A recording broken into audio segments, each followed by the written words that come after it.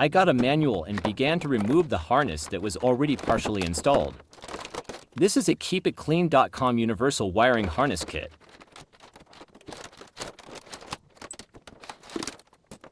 Some information on the installation to the kit, but it's universal, so we'll see how it goes. This wire gets rolled up for now. We'll label a little further down the road.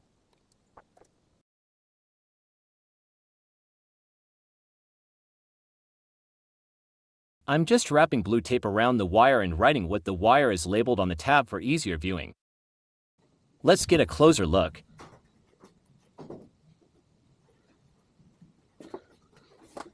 Looks pretty messy. One of those it will look worse before it looks better kind of things. All the wire is removed. The heater wires are sniped off, so we'll look into that. These are the fuel switch wires. Let's see.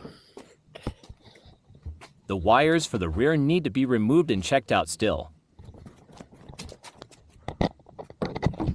There is a problem with the left fuel tank not giving a reading at the gauges.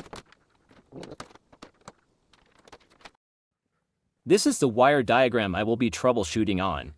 It's basically the fuse box, wiring harness connections and relays.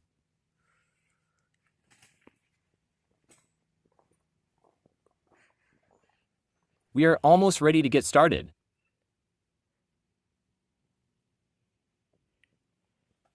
We need to find a good place for this in the cab. Well, this is just an update. I'll send another one through when I get a chance.